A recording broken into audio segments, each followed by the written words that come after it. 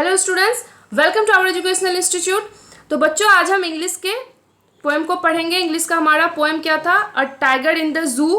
पिछले class English class में Nelson Mandela के चैप्टर को हमने कंप्लीट कर दिया था। तो आज हम लोग अ टाइगर इन द जू को पढ़ेंगे, ठीक है। इसके पोएट कौन है? लेस्ली नॉरिस इनके पोएट हैं जिन्होंने इस पोएम को लिखा है, अ टाइगर इन द जू। तो इस पोएम का एक्चुअल कहना क्या चाहता है, सेंट्रल आइडिया क्या है? तो इन a tiger in the zoo, in this poem the poet describes the mental state of the tiger in the cage. एक पिंजरे में बंद जो एक बाघ है, उनके मेंटल स्टेट को ये पोएट जो है डिस्क्राइब करता है इस पोएम में, ठीक है। There is a comparison between the life of the tiger in a wild state, in a natural habitat and in a cage, ठीक है। एक कंपैरिजन किया गया है कि किस तरह एक बाघ जंगल में रहता है और उसी बाघ को अगर पिंजरे में कैद कर लिया जाए तो उनका जीवन में क्या प्रभाव पड़ता है। इन दोनों के बीच में कंपैरिजन किया गया है इस पोएम में, ठीक है। The poet gives out a strong message that the wild animals should remain in their natural habitat and not caged in zoos, ठीक है। पोएट क्या कहता है, हमें एक मैसेज देता है कि वाइल्ड एनिमल्स को जो है, यानी जंगली जानवरों को उनके खुले वातावरण में, नेचुरल हैबिटेट में ही छोड़ देना चाहिए, ना कि उन्हें जू या फिर केज में, पिंजरे में कैद करके नहीं रखना चाहिए। उनका अपना लाइफ को अपने तरह व्यतीत करने देना चाहिए, ठीक है। कैप्टिविटी जो होता है, यानी कैद करना, कैप्टिविटी क्या होता है? Is the worst kind of punishment given to animals living in a wild state और इन देयर नेचुरल हैबिटेट। यानी कि कैद करके, किसी भी जानवर को कैद करके रखना, ये सबसे बड़ा पनिशमेंट दिया जाता है उन्हें। उनके नेचुरल हैबिटेट से दूर रखकर उन्हें पनिशमेंट दिया जाता है, उन्हें कैद करके। ये पोएम जो है इसी के आधार पर है, यही इसका एक्चुअल सेंट्रल आइडिया है, सेंट्रल मोटिव यही है इस पोएम का कि किस तरह एक टाइगर को जू में कैद करके रखा जाता है, ठीक है। तो चलिए आप पोएम को स्टार्ट करते हैं, ठीक है। पहला स्टैंजा क्या है? He stalks in his vivid strips the few steps of his cage on pads of velvet quiet in his quiet rays, ठीक है। इस पोएम में ही किसके लिए आया है? टाइगर के लिए। टाइगर के लिए ही कहा जा रहा है। यहाँ पे ही जो वर्ड यूज हुआ है ये टाइगर के लिए यूज हुआ है। ये भी आपका एक पोएटिक डिवाइस ही है, ठीक है। आगे चलकर मैं बताऊंगी आपको, ठीक है। तो यहाँ पे ही stalks in his vivid stripes, stalks का मतलब होता है अकड़ कर चलना, ठीक है। तो यहाँ पे कहता है पोएट कि बाघ जो है वो केज में अकड़ के चलता है, अपने क्या पट्टियों सहित अपने अकड़ में वो चलता है। Few steps of his cage, अपने पिंजरे में कुछ कदम वो चलता है। On pads of velvet quiet, मखमली शांति के गद्दों पर, शांत मखमल के गद्दों पर ही वो चलता है, ठीक है। On pads of velvet quite, यानी कि मखमल शांत गद्दों पर वो चलता है। इन इस क्वाइट रेज, अपने गुस्से को शांत करके चलता है। यानी कहने का अर्थ है कि बाघ जो है अपने शांत गुस्से में मखमली शांति के गद्दों पर अपने पिंजरे में कुछ कदम अपनी स्पष्ट पट्टियों में अकड़कर वो चलता है, ठीक है। Tiger with vivid stripes walks hard in the cage, he looks majestic but captivated in a small cage। छोटे से पिंजरे में वो शानदार लगता है लेकिन एक कैदी की तरह दिखता है, और उसके चेहरे पर जो है क्या झलकता है? डिस्पेयर एंड हेल्पलेसनेस जो है उसके चेहरे पे झलकता है, ठीक है। सेकंड स्टेंजा क्या है? He should be lurking in shadow, sliding through long grass near the water hole where plump deer pass। Should be lurking, lurking का अर्थ होता है घात लगाकर छिपना। जिस तरह बाघ शिकार को पकड़ने के लिए घात लगाकर छिपता है, दैट्स कॉल्ड लर्किंग, ठीक है। वो पोएट कहता है कि वो क्या करता है, पानी के समीप की छाया में वो घात लगाकर छिपे हुए रहता है। Sliding through long grass near the water hole, उस पानी के पास समीप छाया में। Where plump deer pass, plump का मतलब होता है मोटा ताजा, जहाँ से मोटी ताजी हिरने गुजरती है वहाँ उसे घात लगाए बैठे रहना चाहिए। उस पानी के समीप छाया में लंबी घास में से चलते हुए एक बाघ को घात लगाकर बैठे रहना चाहिए, जहाँ से जो है मोटी ताज़ी हिरने गुजरती है, ठीक है। इसमें क्या poet pities that the tiger should have been lurking and sliding in the tall grass instead of being in the cage। कवि यहाँ पे क्या कहता है कि बाघ को जो है पिंजरा में नहीं कैद होना चाहिए, उनको पिंजरे में होने के बजाय क्या होना चाहिए, ऊंची घास में छिपकर चलते हुए फिसलते हुए होना चाहिए, जहां पर उसे पानी के समीप भी जो है क्या, near a water hole lying there expecting a good feast, अपने खाने की तलाश में उसे घात लगाए छिपके बैठ के रहना चाहिए बाघ को। ठीक है, नेक्स्ट स्टेंजा क्या है हमारा, third stanza, He should be snarling around houses at the jungle's edge, baring his white fangs, his claws terrorizing the village. Snarling का अर्थ क्या होता है, गुर्राते हुए। बाघ का गुर्राना को स्नार्लिंग कहा जाता है। उसे जो है यानी बाघ को जो है जंगलों के किनारे घर के इधर उधर अपने दांत, अपने पंजों, दांत फैंक्स का अर्थ होता है दांत और क्लॉज का अर्थ होता है पंजा, यानी बाघ को जो है जंगल के किनारे इधर उधर जो घर है उन घरों में दांत और पंजों को दिखाते हुए गांव वालों को भयभीत करते गुर्राते रहना चाहिए। इसका अर्थ क्या है कि बाघ का क्या काम है कि वो घर के इधर उधर गुर्राते हुए रहे ताकि लोग उससे डरे हुए रहे, ना कि वो पिंजरे में बंद होकर लोग उससे बस देखें, उनसे डरे नहीं। कवि का अर्थ यहाँ पे क्या है कि यदि हम जंगली जानवरों के प्राकृतिक आवास को समाप्त कर देते हैं, if we destroy the natural habitats of wild animals, they would be invading our cities and villages as they have started doing so now।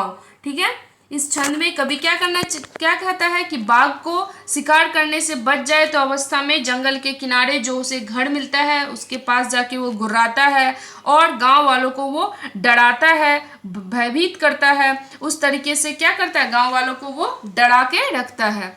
ठीक है, फोर्थ स्टेंजा क्या है, but he is locked in a concrete cell, his strength behind bars, stalking the length of his cage, ignoring visitors. लेकिन ऐसा कुछ नहीं करके, यानी गांव वालों को न डराते हुए न हिरणों को पकड़ते हुए, ऐसा कुछ नहीं करके, बल्कि बाघ यहाँ पे क्या है, सीमेंट और कंकड़ की कोठरी में वो बंद हो गया है, कैद हो गया है। उसकी ताकत जो है, स्ट्रेंथ जो है, सलाखों के पीछे बंद हो गया है। सेल यानी कि सलाखों के पीछे बंद हो गया है। यात्रियों पर ध्यान न देकर इग्नोर कर रहा है विजिटर्स को, इग्नोरिंग विजिटर्स, विजिटर्स को इग्नोर करके, यात्रियों को इग्नोर करके वो पिंजरे में इधर उधर अकड़ कर चल रहा है, पिंजरे में वो चल रहा है यात्रियों पर ध्यान न देकर। ठीक है, यहाँ पे कवि क्या कह रहा है, the poet says that the tiger is now imprisoned in a small cage with concrete surface in spite of all his strength. यानी बाघ जो है अपनी सारी ताकत के बावजूद कंक्रीट के फर्श पर चलने वाला एक छोटे से पिंजरे में कैद है। ठीक है, इसे देखकर वो विजिटर्स को भी क्या इग्नोर कर रहा है। नेक्स्ट फिफ्थ स्टेंजा क्या है, he hears the last voice at night, the patrolling cars and stares with his brilliant eyes at the brilliant stars। क्या कहता है, बाघ रात को गश्त लगाती कारों की अंतिम आवाज़ सुनता है, यानी पेट्रोलिंग करती हुई कारों की आवाज़ को सुनता है और अपनी चमकीली आंखों द्वारा चमकते तारों को घूर घूर कर वो देखता है। यानी कि कहने का अर्थ है कि the tiger remains disturbed by patrolling cars even at night. रात को भी जो है कार चौकीदारी से परेशान हो जाता है। अपने प्राकृतिक आवास में जाने की सारी आशाओं को वो खो चुका है और अपने चमकते तारों को परमात्मा के सामने जो है वो अपनी स्वतंत्रता की, अपनी आज़ादी की प्रार्थना करते हुए दिखता हुआ ऐसा लगता है कि घूर घूर के वो देख रहा है। तो ये पोएम हमारा कंप्लीट हो गया फिफ्थ स्टेंजा तक। पूरे पोएम में टाइगर के ही बारे में कहा गया कि किस प्रकार वह अपना जीवन को स्वतंत्रता से एक जंगल में बिताता है और उसे ही जू में ले आने पर वो कितना बेबस और लाचार हो जाता है। ठीक है, तो हमारा पोएम कंप्लीट हो गया। अब इसमें क्या क्या पोएटिक डिवाइस यूज हुआ है इसको हम देखते हैं। ठीक है, तो पोएटिक डिवाइस क्या है इस पोएम का देखते हैं। तो पहला जो हमारा पोएटिक डिवाइस है वो है राइम स्कीम। हर पोएम में राइम स्कीम तो होता ही है, तो इस पोएम का राइम स्कीम क्या है, पहला स्टेंजा का देखिए क्या है, ए बी सी बी है। पहला स्टेंजा का राइम स्कीम क्या बनेगा, ए बी सी बी। जैसे स्ट्रिप्स उसका ए हो गया, देन केज, देन क्वाइट सी, और फिर रेज, रेज किसके साथ मैच हो रहा है, केज के साथ, तो second and fourth line B B, यानी ए बी सी बी, ठीक है। सेकेंड स्टेंजा क्या है, A B C B, same बनेगा A B C B, shadow, grass, hole और पास, पास ग्रास दो सेम हो रहा है, that's why A B C B. Third stanza same वही A B C B, houses, edge, claws, village, village and edge same हो रहा है। Rhyme scheme में क्या दिखा जाता है, सेम राइम हो रहा है, राइमिंग वर्ड क्या है, एज, विलेज, तो that's why A B C B, ठीक है। Fourth stanza A B C D, इसमें कोई भी सेम नहीं है, पहला में cell, then bars, then cage, then visitors, कोई भी एक दूसरे के साथ राइम नहीं हो रहा है, इसलिए A B C D. Fifth stanza क्या है, ए बी सी बी, इसमें भी सी बी आएगा, बी दो बार रिपीट हो रहा है, कार्स, स्टार्स, इसीलिए ए बी सी बी, पहला नाइट, कार्स, आइज, स्टार्स, ठीक है, तो ये हो जाएगा ए बी सी बी। तो इस पूरे पोएम में राइम स्कीम क्या आया, first stanza A B C B, second stanza A B C B, third stanza A B C B, fourth stanza A B C D and fifth stanza A B C B, ठीक है। Rhyme scheme complete हो गया। Next क्या है, alliteration, ठीक है। Alliteration क्या होता है कि एक ही सेम वर्ड्स में सेम चीज से स्टार्ट होने वाला, पहला में एलिट्रेशन क्या है, फर्स्ट लाइन में ही है, स्टॉक्स, स्ट्रिप्स, दोनों ही जो वर्ड है एस से स्टार्ट हुआ है, इसीलिए यहाँ पे एलिट्रेशन का भी यूज़ किया जा रहा है, ठीक है। स्टॉक्स एस से, स्ट्रिप्स एस से, देन फिर फोर्थ स्टेंजा में जैसे है क्या है, कंक्रीट, सेल, सी से कंक्रीट, सी से सेल, एलिट्रेशन है। उसके जस्ट नीचे वाला लाइन में बिहाइंड, बार्स, बी बी दोनों ही है, ये भी हो गया एलिट्रेशन। तो इस तरह और भी कुछ वर्ड मिल सकते हैं आपको, आप देख लीजिएगा, ठीक है। एलिट्रेशन का भी यूज़ किया गया है इसमें, ठीक है, जैसे शुड, शैडो, सेकंड स्टेंजा में। नेक्स्ट हमारा क्या है, नेक्स्ट देखते हैं, नेक्स्ट हमारा क्या आता है, पोएटिक डिवाइस, पर्सनिफिकेशन, ये भी पोएटिक डिवाइस यूज़ किया गया है। पर्सनिफिकेशन जैसे पहले ही पोएम को समझाते टाइम भी मैंने कहा था, पर्सनिफिकेशन भी पोएटिक डिवाइस है। क्या है, ही एक्चुअली में यूज़ किया जाता है किसके लिए, लड़कों के लिए, जहाँ पे भी लड़का वर्ड आता है उसके लिए प्रोनाउन वर्ड ही का यूज़ किया जाता है। तो यहाँ पे जो इस पोएम में ही का यूज़ क्यों किया गया है, टाइगर के लिए, टाइगर के लिए यहाँ पे ही का यूज़ किया गया है, दैट्स वाई यहाँ पे पर्सनिफिकेशन पोएटिक डिवाइस आपका यूज़ होगा, ठीक है। उसके बाद क्या पोएटिक डिवाइस है, पर्सनिफिकेशन हो गया। नेक्स्ट है मेटाफोर, ठीक है। मेटाफोर क्या होता है, किसको कहते हैं मेटाफोर, जिसमें कंपैरिजन किया जाए, जैसे pads of velvet, pads of velvet का यूज़ किया गया है, किस लाइन में, फर्स्ट स्टेंजा में ही किया गया है, पैड्स ऑफ वेलवेट का, यानी कि यहाँ पे वेलवेट किसके, पैड किसके तरह है, वेलवेट के तरह है। यहाँ पे कंपैरिजन किया गया है विदाउट एज, एज का बिना यूज़ किए ही यहाँ पे जो है क्या किया गया है, कंपैरिजन किया गया, इसीलिए इस पोएम में मेटाफोर भी एक पोएटिक डिवाइस है, ठीक है। मेटाफोर हो गया।